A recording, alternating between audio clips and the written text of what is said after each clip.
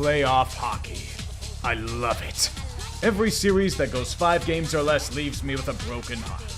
Might be due to my team being out of it these past few years. Might be because playoff hockey's phenomenal. 16 teams enter, only 2 remain. The prize at stake is worth all the sacrifice and attrition suffered. More value than all the gold and jewels in the world. However, there are the teams that came up short. Let us remember them. I hear it again, boys. The song that made you champions in the past. Winnipeg's dead to rights. Connor Hellebuck's god-awful on the road. He can't save a thing in St. Louis. They're without Scheifele. They're without Josh Morrissey early in Game 7. Hellebuck is too good right now. Stunning the True North in ways not seen since Atlanta. A 2-goal lead deep into the third. 2 minutes left. Victory within your grasp. Let's count it down and give Jim Montgomery the vindication he needs. Count to 3. Oilers, cross ice, score! Are you shitting me? The game was in your hands, and your soul got ripped in the process. All because Pavel Buchnevich can't skate to a fucking red line. The Blues had it, lost it. Connor, back up the boards for Peon. Peon shoots, score! The Jets win it! On the deflection! 2019 was an aberration. Ultimate pain delivered inside the corpse of Gloria herself. Can we just abandon them in Saskatoon like what should have been done in the 80s? Imagine the Battle of Helm's Deep. Weary fighters charge out of the keep on a suicide mission against endless waves of Urukai. But in the distance, their salvation arrives. The captain with an army of Rohirrim. They charge down towards the forces of stars below them, and are immediately impaled by spears. Game 7, Peter DeBoer is inevitable. In fact, the Avs' utter lack of a clutch gene was what truly did them in. This was against a team that only had 3 comebacks in the third period all season. The Stars had 3 of them in this series alone. Game 7 you could say was only a 2-goal deficit, but that was an absolute crumbling. Dallas hadn't come back from such an adversity all season long. Mikko Rantanen got his revenge, becoming a legend in Texas overnight. And all to go 0-7 in recent Game 7s. Against a team without Heiskanen and Robertson? What the hell? I thought Joe Colorado was a myth. I don't know what the hell to tell you. A series where they're dead even with their adversary, matching up well on all facets, a majority of the roster performing at their peak. And it's the same damn shit. 8 straight playoff appearances resulting in a first-round bow-out. Yet that's not the cruelty envisioned. The gods prefer something more devastating for their punching bag. Losing the series on an offsides call in the waning minutes of Game 5 regulation, when the Wild had just taken the lead. Come on, these boys have suffered enough, they're stuck in fucking Minnesota. What a send-off for the Flower. Giving up a goal in an overtime loss against the team that cast him off for nothing. He was only in because Gustafsson was ill. Cue the damn words, boys. The narrative proved true again. However, a ray of light appears in the shadow of pain. The end of the Suter and Parise contracts. That money will immediately be allocated to Kaprizov and Gustafsson. You are fucking pathetic. Get yourselves in the cuck chair and watch as Edmonton shags the woman of your dreams. For God's sakes, you had the series all but won. You were the better team. You ran Stuart Skinner off a cliff. So how the hell did you take that momentum and challenge it for fucking goaltender interference? Play was already reviewed, you fucking dolts. Stereotypical to say a moment changed a series, but that challenge defied belief. Blowing 3 or 4 third-period leads in the series also baffles the mind. You wonder why I rarely take the Kings seriously because of shit like this. Jim Hiller's brain dead. That butchery should have gotten him fired on the spot. Or gotten him a seat on the cuck chair. Got Rob Blake a spot in it, that's for sure. Losing 4 straight games to lose 4 straight series. Congratulations, you are now Edmonton's property. Ken Holland will now become your puppet GM to ensure Oilers superiority for generations to come. Prepare for your mandatory Labama. Congratulations, you finally made it to the second round of the playoffs. Wait, sorry, wrong team. Forgive me if I deceived you into thinking that you shocked the world. Don't feel bad, it was good you even made it here. At least you tried. Ish. The reward for such perseverance is Tom Wilson living rent-free in your minds like Metro rivals before you. This would not be 2010. Washington chose not to renew past scripts. The Canadiens were lacking in more than a few areas, and it showed against a far superior team. All that shall be salvaged is David Savard's farewell to the NHL. At least he got closure, unlike Shea Weber. He won a cup. Against you. In due time, Montreal may have a chance to get back there again. Without the asterisk of COVID year. The season was inspiring, to be fair. Core's once again emerging. At this point, they're just happy to be there. This one was pretty predictable from the moment the lines were drawn. No Jack Hughes, no winning. No Brendan Dillon or Luke Hughes, you aren't winning more than a game. To be fair, I don't know if they would have beaten the Canes with them in the lineup. Carolina was them, but better in every conceivable way. Even with Freddie going down to his customary injury. Timo Meier kamikaze bombing aside, it just comes off as a what-if year. Fortifying the defense and goaltending did work for them, to an extent. If you can't get depth scoring in a series, you're fucking done. If you're averaging just over 2 goals a game in a series, you're fucking done. Something's missing and it ain't just Hughes. Go back to the drawing board. Yeah, the Sens did about what I expected of them. Lose a series to a more seasoned team, but made them fight to the very end for it.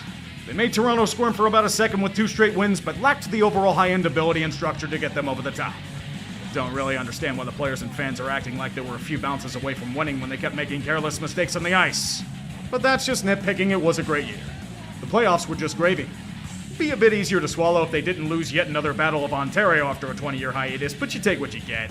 I think the Sens will be back. Might even be to lose a series to the Leafs again. The whole point of the Battle of Florida is supposed to involve a fight. You know that, right, Lightning? Tends to get ugly when you face quite possibly the worst matchup for your roster. Panthers dispatched them like a fly on their shoulder, destroying them physically, mentally, and spiritually. Aaron Ekblad's hit on Brendan Hay.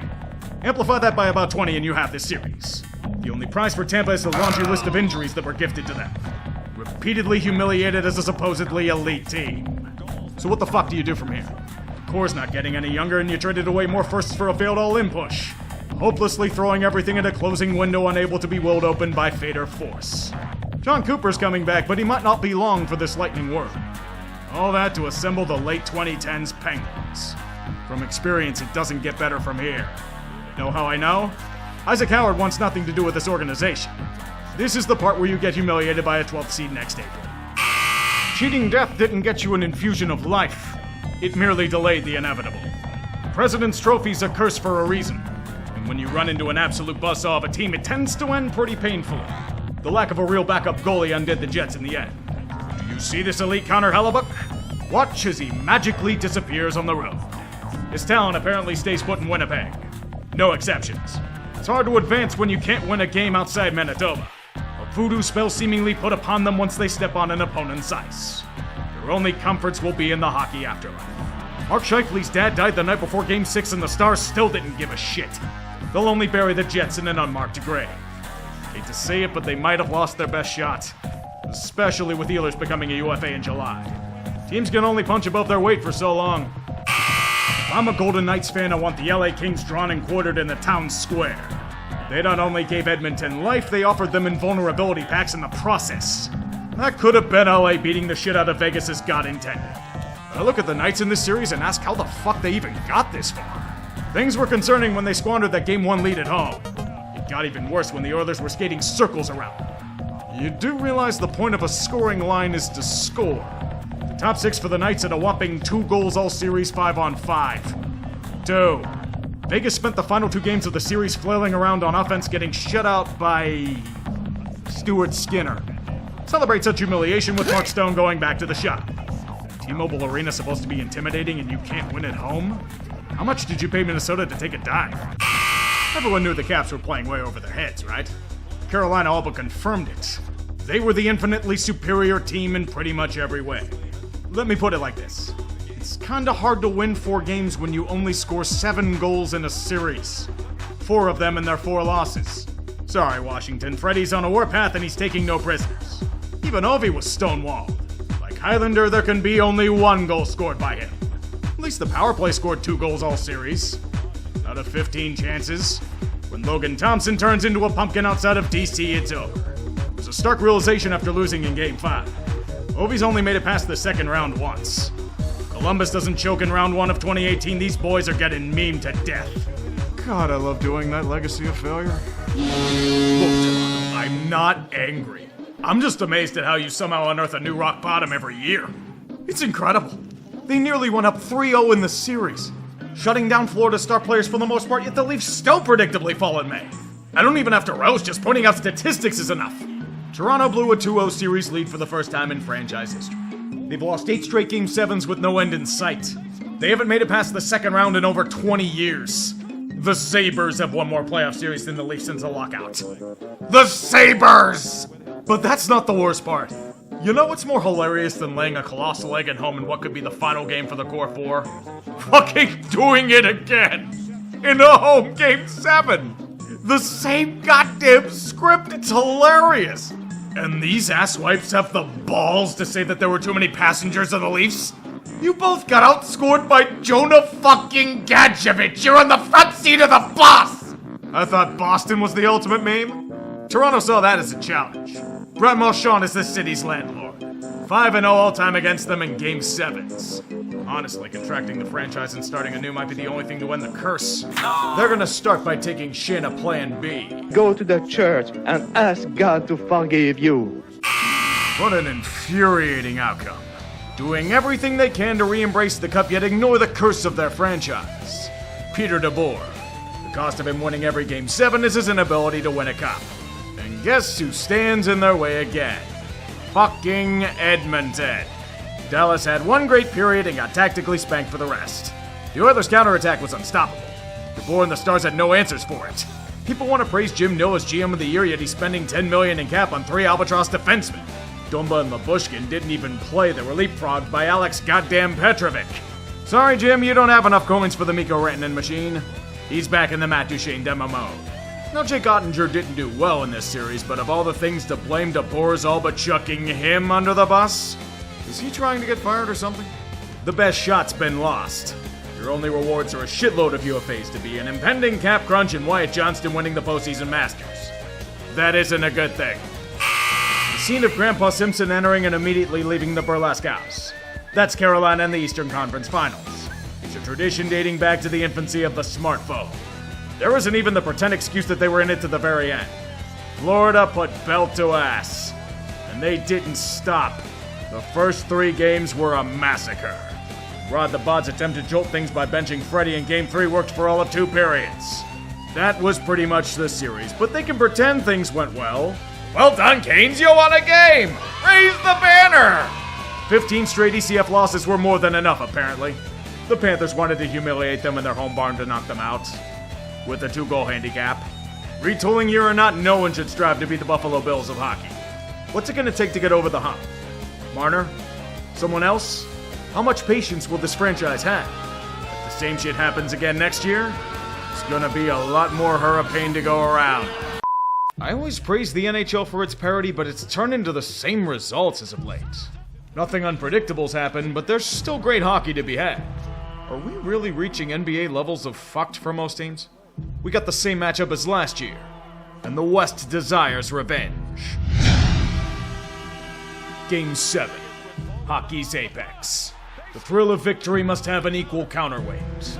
Glory on one side, agony on the other. Coming up just short despite nearly achieving the impossible is a sting that many teams can't recover from. You don't get many chances to bask in the sun. In-conference opponents eager to unseat you from an ever-perilous perch. And the next gauntlet doesn't guarantee a return to the main event. Things were looking iffy for Edmonton at first. Down 2 games to none to LA with a deficit in Game 3 in the third. They should be giving royalty checks to Jim Hiller. That series gave them the spark they needed to rebound to 4. 4 straight wins in convincing fashion. Anything to keep the Kings as their vassal state. Vegas may have ambitions of their own, but their age is starting to show. Luster wearing off in real time as their so-called vaunted offense is shut down. And Dallas? Ooh, so scared of their all-in push. Firepower to rival an aircraft carrier? Didn't seem like it. Flawed team or not, the Oilers thrive on the counterattack, punishing foes with an opportunistic flair and dazzling speed down the ice. No one has stopped it so far. With what they have, it's hard to do so. The main cast hasn't changed. Connor McDavid, Leon Draisaitl, Ryan Nugent-Hopkins, Evan Bouchard. Talents rivaling some of the best the game has ever seen in the case of the first 2. Nugent-Hopkins has turned into their Swiss Army knife, a jack of all trades. And Bouchard's game elevates in the playoffs, blossoming into one of the best offensive defensemen in the league today. Their high-end talent is second to none. And unlike a failed team in Toronto, they'll show up when the lights shine the brightest. The Oilers' question has always been in depth, and it still remains. However, they have had a chorus that has risen to the occasion, starting with Evander Kane. He's back to form after missing most of the year with injury. Yes, I'm still pissed at him for the shit he pulled in San Jose, thanks for asking. Think of Corey Perry, the now 40-year-old still grinding away in a role he thrives in. Sandpaper, tenacity, net front presence. The Corey Perry Invitational remains strong. Connor Brown's fully recovered from his injuries and returned to his strong middle six form. Vasily Podkolzin and Victor Arvidsson add much-needed reinforcement on the wings. Adam Henrique is back anchoring a formidable third line. Kasperi Kapanen's filled in nicely as an emergency addition to the team. And then there's Jeff Skinner. It took him a long time to get here. His first taste of the postseason. And while he's been a healthy scratch for most of it, he seized the opportunity when the time has come. But there's a gigantic hole that's formed in the past week. Edmonton will be without Zach Hyman. It's a devastating loss and others will have to fill the void. But they certainly have. It comes in the form of Matthias Ekholm. He had been out most of these playoffs due to injury, and his return couldn't come at a better time.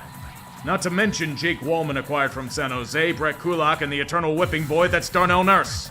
He's still a good defenseman, just overpaid. John Klingberg appears in the distance as well. Not the same as he was due to lingering injuries, but still plays a role. Yet the real revelation's been in net. Stuart Skinner's riding the roller coaster of fate, immediately struggling out the gate against the Canes. So bad that he lost his job to Calvin Pickard. And as Pickard kept winning, all he could do was wait. Until Calvin got injured. Re-seizing the reins, Skinner hasn't looked back. He's playing his best hockey. A form that the Oilers saw in the playoffs last year. And that's what Edmonton sorely needed. I had serious doubts about them in April. They're incredibly top-heavy as usual. The only way they'd make it back here is if the depth and goaltending managed to keep up with the stars of the show. And so far they have. It's been a masterclass by Chris Knobloch. But their next opponent will be their greatest test. They know them all too well. When the bullied take revenge on those that preyed upon them, they channel a special kind of cruelty. Years of being overlooked, years of being a lolcow without end. Hatred and bitterness flow within them. And once they gain power, the pain inflicted upon them is amplified. The Florida Panthers have embraced their villain arc. A team no longer interested in simply winning back-to-back cups, but publicly shaming and deflowering their opponents for all to see. Examples have to be made. Anyone who dares to challenge their might will suffer the same fate. The Tampa Bay Lightning, hated rivals and decorated champions all their own, discarded and humiliated. The Toronto Maple Leafs, a long-cursed franchise at peak form, discarded and humiliated. And the Carolina Hurricanes, men eager to break through for the first time in an age, discarded and humiliated. They've become the rats of the league, pests that spread disease and petulance. You can try to kill them, but they multiply faster than they die. The relentless size, speed, and tenacity on their roster is second to none, and it's led them to a third straight finals appearance. The star power is mostly similar. Sasha Barkov, Matthew Tkachuk, Sam Reinhart, Carter Verhaeghe, Aaron Ekblad, Gustav Forsling. Surrounded by premium depth in Anton Lundell, Eetu Luostarinen, Evan Rodriguez, and Sam Bennett. Bennett's going to be getting about $10 million per year in July, but his elbows have been the trigger point for most of the league in this campaign. And a few special guests join the fray this time around. First, Seth Jones. Being forced to shed Brendan Montour due to cap constraints has left a hole in their defense, and the Panthers needed to be creative in filling it. Jones was overpaid in Chicago, never fulfilling expectations and rotting away on a carcass franchise.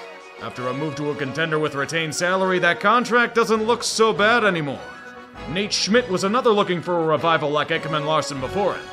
He had been bought out by Winnipeg, and reuniting with Paul Maurice has given him the new life he needed. And the big surprise? Brad Marchand. Not in performance, but just by being here. His missed breakaway against them a few years ago led to this surge. And it's quite fitting that the Rat King has joined the Rats in their quest. Boston's attempt to lowball the shit out of him was their gain. And while he isn't what he was, he's still pretty damn good. And in net, would you expect anyone else besides Officer Bob on the case? Nobody's complaining about Sergei's contract anymore. With a cup in tow and wanting more, he's merely preparing for his final destination, the Hockey Hall of Fame. This postseason's been more of the same dominance we've come to expect out of him.